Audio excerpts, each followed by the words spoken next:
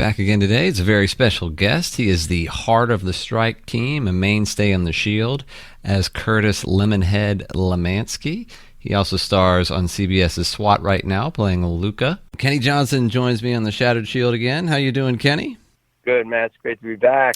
So we are in season 5 now of the show, and this is obviously a major season for you. So I wanted to start and ask, and we're going to be attaching this to Postpartum, by the way. How was your experience working with Forrest? Because you and him really drive this entire season, and I've heard a lot of different anecdotes about him coming in on the show, so I was curious what your experience was working with him. He was amazing with me. I mean, he and I hit it off from day one, and I think, actually, the weird thing about it is the first day he was on set, I think I had this huge scene where he, gets me and interrogates me. And it was like kind of, I'm taken by surprise a bit. And it was a huge day, and I had quite a bit to do. And my dad had actually passed away that night, the night before. Oh, really? And so I remember having this, my dad and I had talked once, I think, in 14 years and kind of struggled in that relationship. And I just remember waking up like in the middle of the night. I think it was like 3:30 in the morning, had just chills everywhere. And I usually have premonitions, but I knew something was up. So I closed my eyes and I kind of felt this thing grab my head and sink my head, like these hands pulled it way deep into my pillow, like deeper than normal. And it felt really weird. And this voice came over and said, "Everything's okay now." And then I remember thinking, that's so weird. Like, it wasn't me, it wasn't my imagination. It actually happened. And then about a half hour later, I got a call from my sister and said, she was in Utah, but she called, and my dad was living in New Hampshire, and said, "Dad, passed away like a half hour ago." And I'm like, kind of in shock. And I'm like, that's crazy. Didn't really know how to react and, emotionally or anything, because of our relationship and kind of on things that had not been resolved, Sure. And then, that morning I had to get up at like 5 or 5:30 to go to work and start working with Forrest. So I remember just thinking okay, I've got this big day, just concentrate. And Forrest, was the nicest guy in the world. And, I just blurted it out. He's the only person that I told. I said, "Yeah, my dad just died like a few hours ago, in New Hampshire." And he's just like, "Oh my God." He goes, "I'm so sorry." He goes, "I'm so sorry." I go, "No, it's okay. I mean, it's okay. I just needed to say that, I guess." And he was there for me and just super supportive from, that moment on, period. Yeah. He was just always there. No matter what scene we did, he would always be like, "Is there anything I can do for you? Or do you feel good about that? Do you want, is there something I could do that would give you anything, if there's anything else you want to try?"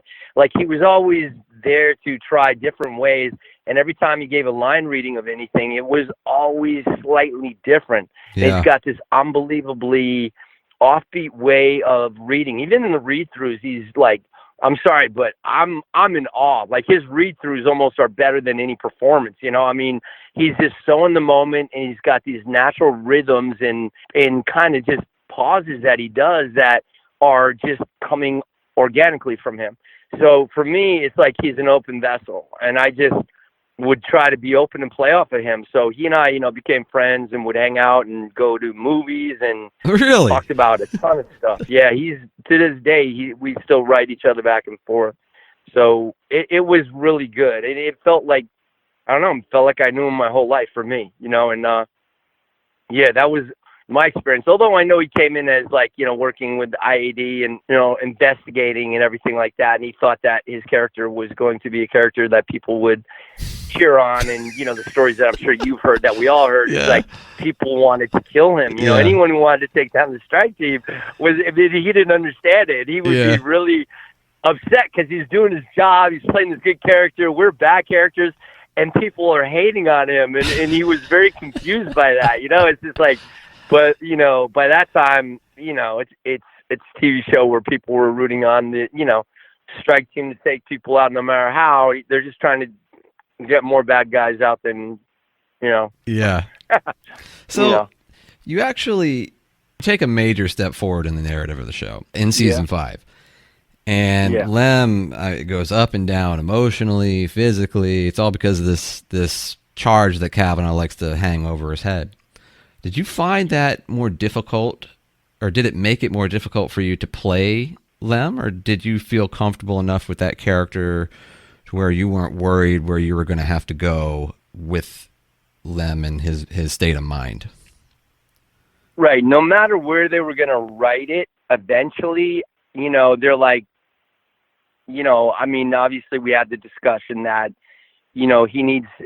Sean wanted to earn Lem's death. So he really needed to, get that yin yang going where I've got to get Forrest to believe me and be authentic and organic and sincere. Like I'm doing everything, but my choice for me, no matter what they were going to write on the death or why at the very end, was I was going to stay true to who Lem was, which means he would be loyal to the end. He wouldn't, I think Shane would obviously, rat somebody out or do something to hold somebody over someone's head. Vic Mackey would do whatever Vic Mackey did, like in the very end, to get himself right out. He did what he did, and then Shane had his out. It was a fine line to walk because I'm trying to walk both lines. I'm trying to keep the trust of Forrest's character. I'm trying to keep the trust of my guy's character. Yeah. And, the one who was supposed to be my best friend prior that brought me into it at the beginning, like if you had seen, in season 2, I think they do a throwback towards the very end of the season of how it all started, 14 months earlier. And I'm one of Shane's friends that he vouches and brings me in. And so, for him to be the guy that ends up, being that paranoid to take me out, is interesting. But yeah, my guy, I think he was going to be loyal to the end no matter what. So whether Vic was going to believe that or Shane was going to believe that, I don't know. But Lem was always going to stick to who Curtis Lemansky was, and he had a conscience and, morally and ethically, he somehow wanted to clean everything to make it right again and get back to where we could be normal, because obviously it just got chaotic over the years with the money train, and then all the people dying that shouldn't have died, and then we're burning them in acid, trying to get rid of evidence. And it was messing me up as a person because I would live in that character. And I think I've spoken to you before about it, that, I'd run into like top people from FX who be like, oh my God, you look like hell. This would be on the weekends. They go, you look like you're actually Lem going through this. I go, I feel like I'm Lem going through this, man. He goes, do you get in and out of your character easily? I go, apparently not, because you guys think I look this horrible. Yeah. I'm still stuck in it, man. When did you actually first hear they were planning to kill Lem, and what was your initial reaction to that? I heard right after I'd gotten married, like 2005. I was in Maui, and I just got back from Maui and just started shooting. We had taken our little Christmas break, and with FX, we would always start at different times of the year. So I don't know how far we were into the season, but we had been into it. Somebody accidentally, I think, threw out something. I think it might even been my manager, and people, I don't know, word gets around, and they, somebody said, you should really call Sean and ask him. Yeah, because we heard that, you're going to be dying on the show. And I said, what? I go, Sean always said that if he was ever going to kill anyone, he would they would tell them the season, at least a season before, and he would explain what he was going to do. And Sean's always one of those that wants to make sure he's doing it for a reason that has a payoff. So to hear that, I just thought, no, that can't be true. So then I remember calling, I was in the trailer, we're on location, and I called Glenn Mazzara, and I go, listen, Glenn, I said, my manager heard that I'm going to be killed off the show. Is there any truth to that? And he was silent for a second. He goes, no, of course not, man. Why would you? No, there's no way. Yeah. He goes, no. He goes, that's just complete whatever. So I'm like, okay. But his pause made me feel really weird for a minute because I know Glenn inside now. So I got off the phone, and literally 20 seconds later, the phone rang again. It was Missouri. He goes, look, I can't fucking lie to you. He says, you've been so close to me this whole time. He goes, I'm calling Sean. He's got to talk to you. Yeah, they're planning on doing that. And, somebody should have talked to you by now, but, you got to talk to Sean about it. And I'm going to just stay there, and I'll have him call you or whatever, and I was just like in shock. Sean, they said, please don't say anything to anybody. Don't say anything to Michael. Don't say anything to anybody, period, because we want this to be something that nobody's going to know about until you do the episode. And even then, I want to then tell everybody nobody can say a word, because we want this to be a big shock to people. And that would be, for him, he explained why, like it would be the beginning to the end, and that's how he could get out in 7 seasons. And he goes, this would be the demise of the strike team and everything that they've done, and it can spiral down. And so his reasoning sounded brilliant, and I just was 100% on board, and supported it. I said, look, you created the show. That's obviously a brilliant way to go, I think. And I go, of course, I would love to be here till the end with Walton and Michael, who are my best friends. This is a creative journey, and I go, I'm 100% behind it. I'm not going to say anything to anybody. So that's how that came about. It was a tough one, and but Sean, he said, I will not kill you if I feel like I have not earned it. He goes, I need to feel like I've invested enough, the audience has invested enough, and if I feel like it's going to work, I'm going to do it at the end, and if it doesn't, I'm not going to. We'll just go from there. And I said, okay, so. I got to ask you about that death scene. Do you have any memory of filming that? And what was it like on set when that was going down? Like, what was the mood when you guys were filming that? It was surreal because, again, prior to that, nobody knew, but Walton figured something out because he's like my best friend, and I'd known him for years prior. We used to be roommates when we went and did Major League 3 in South Carolina, and so we became really, really close. So he's someone who I never told, because I kept my promise that I wouldn't tell anybody. He figured it out, and then Chickless figured it out because he knew a lot of FX people, and during one of his parties at his house when people had a lot of alcohol, I think one of the publicists, I won't say who, accidentally blurted out something, and then Chicky figured something out, and he's just like, what the F? And then he called somebody basically saying, how could you do that to Kenny? How could you kill him off the show? Just to see the reaction, and then go, oh my God, it's like, we didn't want you to know. And then right then he just said, I didn't know. He goes, you just confirmed it right now. He goes, what the F? And then I remember him coming to me saying, like, look, I will fight for you. I don't want you off the show. We're in this together. And I said, no, Michael. I said, I've known this for a while. And I go, Sean's reasoning makes sense, and it's going to be great for the show. And I go, I want to honor what Sean wants to do. He's the creator. He hired us, and this show is his baby. And so it's like, please don't say anything to anybody, and just, support it. And he said, for that, of course. And that night, I remember everything. I mean, I remember everything that happened that night. And I remember the mood of the people were, they were very honorable about the thing. But, I think a lot of people had a lot of mixed feelings when they found out when the episode came out for the read-through. They were kind of in shock. And then, and just Sean said, look, I don't want anyone to know, and please honor Kenny, because this will be so much better for him and everything for all of us if everybody just doesn't say a word. And he had a big, talk with the cast and crew to make sure that it wasn't out. So we shot that till like 3 or 4 in the morning. So yeah, I remember the makeup being put on. I remember everyone's mood. I remember having to, try to emotionally go there, getting blown up with a grenade and everything with Walton.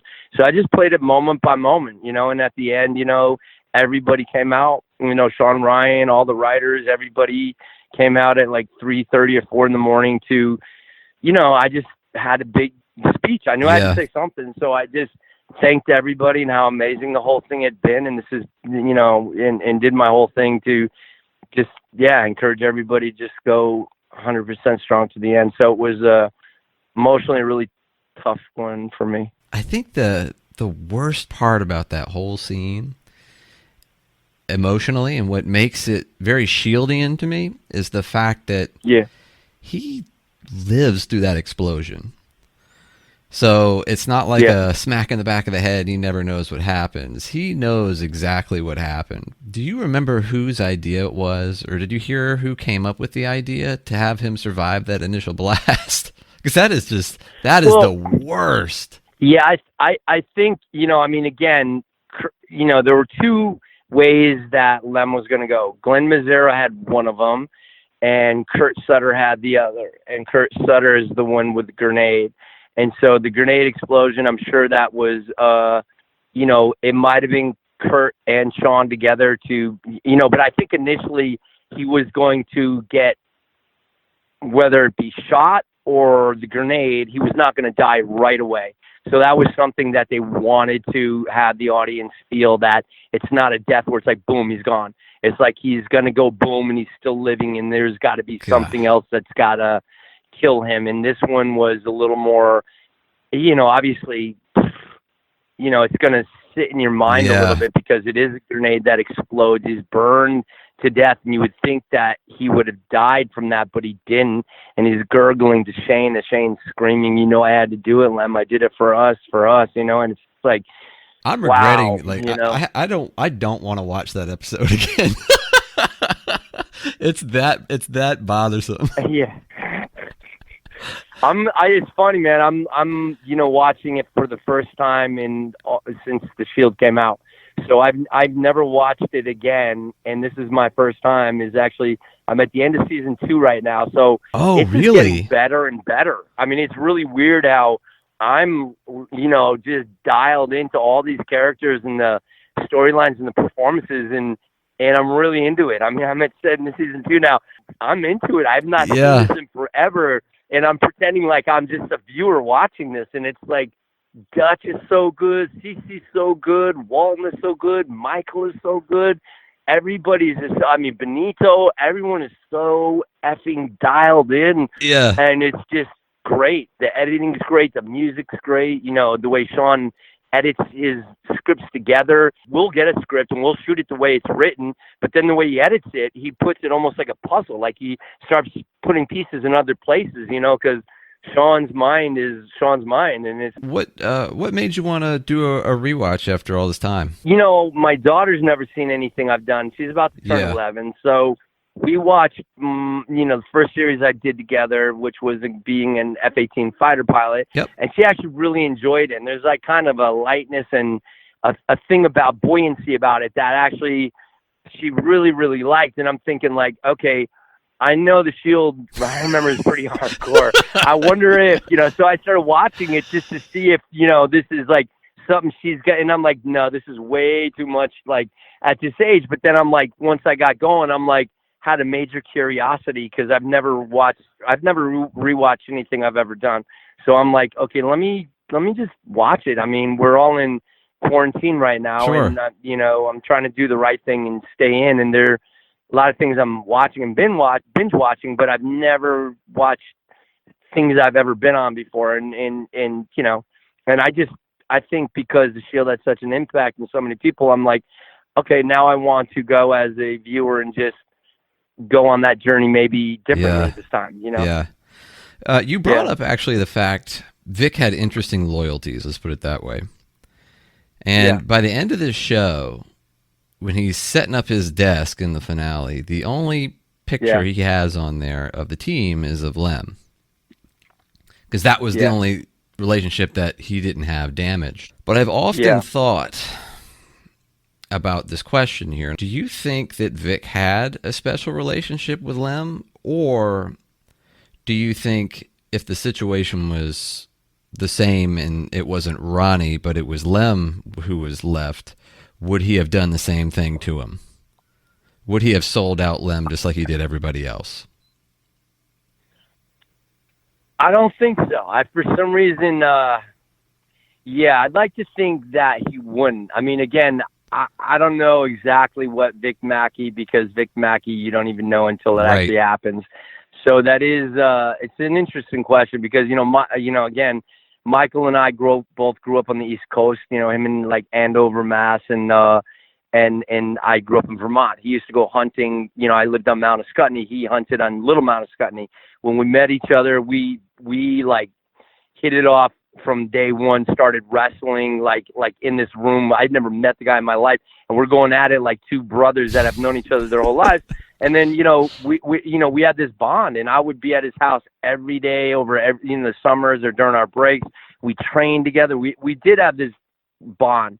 They wrote it a lot more for obviously Shane and Vic to have that close connection where, it goes so many levels and layers down. But again, Shane is a very different individual with a different personality, and different loyalties, and I think Vic Mackey could figure that out. I think he kind of knew Lem was like a rock, and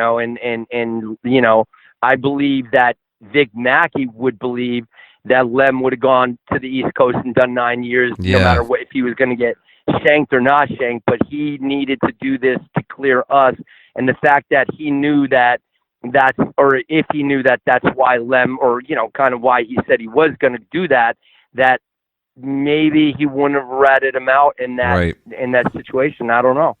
I mean, it didn't. It's not written like that, so I would never know. There's no solid answer to that question. I've often pondered there's that no one. solid answer to that. And maybe he would like to think that he wouldn't, but when he got put on the spot, he just needs to. Yeah. I don't know. Yeah. How do you feel about the way Lem went out? Now, you said that it was a shock to you when you'd first heard it. So I was wondering if you envisioned like a different end to Lem before you heard how they were going to do it in season 5. Like, where did you think he was going to end up? I don't know. I don't know. The thing is I just thought we were all going to go to the end. Walton, me and Michael always thought we start out together, we go out together. We're best friends in real life, and we're best friends on the strike team. And this is just the way it's going to be. So I think that it definitely threw me for a loop. And at the beginning I knew threw Walton for a loop, and then Michael, until we all realized, obviously for the show, this is the best thing. But yeah, I wouldn't have even thought that far ahead, because I didn't know. All I knew is that, at the beginning of season 5, when, they took that turn and, it was going to be with Forrest. And then when I found out what, that I was going to be, then I'm like, I had no other vision except for how do I play this year to play all sides to make it that. And then hopefully, again, I didn't even know how he was going to kill me, because they didn't even know at that time. So that was all a big, it was a downer, dude. I was depressed, I was so grateful to work with Forrest and Michael and play those things, but there was a part of me that was like, it just kind of devastated, but I'm like, I just held it inside. And then, like I said, that I remember the day I found out when I got home, and I remember walking in and starting to walk up the stairs to my house. I had not cried. I had not reacted. I didn't even know what to feel. And I just remember, and this is the only time in my life this has ever happened, is like I collapsed as I went to the third step up the stairs. I collapsed uncontrollably, sobbing. I had never cried that hard in my life. 30 seconds, it came out and sounded so not like me, because there was something so, I don't know, but for 30 seconds, and then this whoosh came over me, this calm that said, it's going to be all right. And it was almost like a godlike kind of thing that just literally went from this on. And it wasn't like I felt sorry for myself or anything. I was not thinking anything like that. I don't know what it was, but I just knew that it hit me that powerfully. And then my wife, it was like, because she asked me, how did the day go? And I just didn't say anything, because I didn't know what to say yet. And as I got to the third step up, that's when it all happened. And then I told her, and she didn't know what to say. So I'm like, I promise Sean, I won't say anything to anybody, but he knows, I will probably share with you. So you're the only one that knows. And she doesn't say a word to anybody, period. So that was that.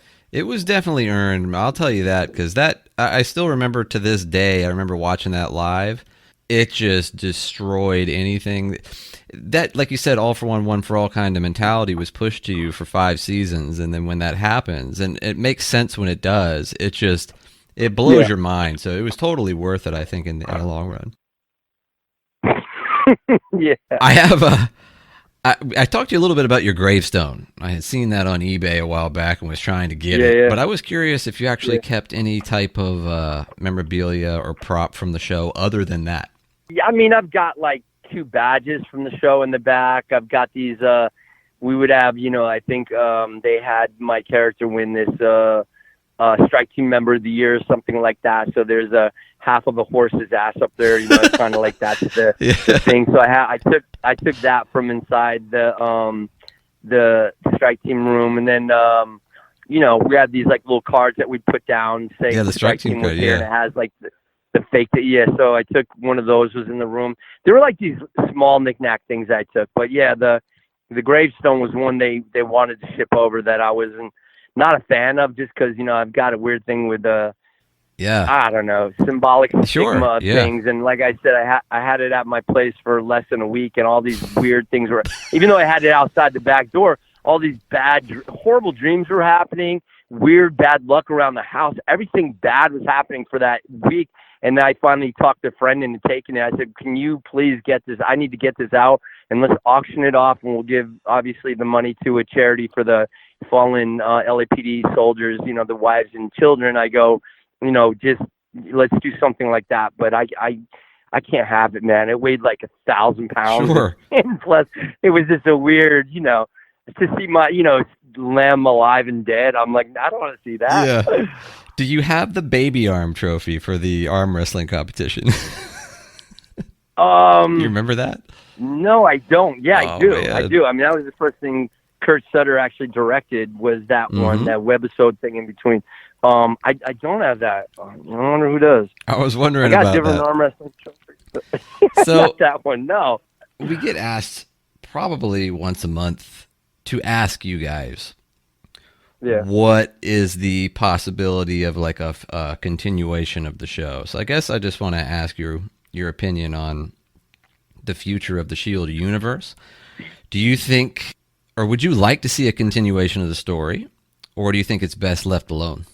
I mean, at this point, as a TV show, no, I think it would be, I think, left alone, because number one, you would have to, I don't know, man. I mean, to have like a Jim Manos, Kurt Sutter, Scott Rosenbaum, Mazzara, all the brilliant writers that they had to get those on board again, and then even Sean to get in the mindset. Sean's definitely talked about doing a movie if somebody approached him with, game plan with a budget, that I think he would definitely write a script for it. And, Michael's been chomping at the bid to do that for like a long time. And really? So they both put that out there a lot. Michael's always envisioned doing it as a movie, as I think Sean would like to too. And then, they could, Michael's vision is having, a couple of big movie stars play opposite him to make this go in a really like big feature. I have no idea what Sean's world is in his head, but you put the money in front of him to make it and to have a budget. That would be something worthwhile. I definitely think that they would visit that. Unfortunately, Shane is dead and Lem is dead, so we're all like, well, that sucks for us, man. Maybe you could do like a Force Ghost thing, right? Yeah. But yeah, no, I mean, I definitely think that that would be something. I think that would be something that they would definitely be open. I mean, in the Shield world, just know they've been talking about that for years, and they continued to talk about it even within the last this past year. Both Michael and Shauna brought it up. So that's definitely a world to be alive in, a world you could explore, and a world that Michael would kill it on. Right. He's doing Coyote right now, and that's on Paramount Channel, and it's a beast of a Michelle McLaren. Is doing it. That did. I mean, she's brilliant, and those guys are doing something like a character that, again, is a really powerful, potent character that reminds me a little bit of Vic Mackey again. And so I know, Michael is so good at that guy, man. He would kill it. So I got last question for you. It's kind of a fun one, though. I threw this at Kurt Sutter the other day. He said it's best left up to the imagination. But I know that obviously you're a big strike team guy. You're friends with everybody on the team. But you're also a big Sons of Anarchy guy. I know you're friends with Ryan Hurst and Kim Coates and a lot of guys in that show. I know. Yeah, Charlie Perlman. No, they're like, my... What do you think would happen if the Sons crossed the strike team? Who would you see coming out on top of that one if there was some sort of bust to be made or job to be pulled? Hey, dude, again, I think Kurt said it best, man. Best left to your imagination. Strike team is badass. Those guys are ruthless and badass. And again, SOA is ruthless and Right. badass and fearless, and they're you know, and they're in numbers. I mean, those guys are numbers. We just have Shane, Lem, Big Mac, in Roddy. So yeah, best left to the imagination. But I'm telling you, man, they're equally just all badass, man. Yeah, yeah. That'd be a nasty battle right there. It would be. It would be. I was kind of secretly hoping for it. We sort of got a little bit of it when you guys were crossing over. It was good to see you on that show. But that's all I got for you, Kenny. I really appreciate you doing this, man. This was a lot of fun. Yeah, I appreciate it. Thank you. I mean, I know we're in we're in these times, man. Yeah. Where it's lockdown for everybody. So, I mean, thanks for doing this and anything to help out and stay safe, do your thing, keep the hope, and hopefully things will get back to a world that we can find normal. It might be a new normal, but Yeah. hang in there. Still early on, but yeah, we're in it. We're in it. All right, you take care, Kenny. Okay, man. You stay safe, okay? Yep, thank you. Okay, brother.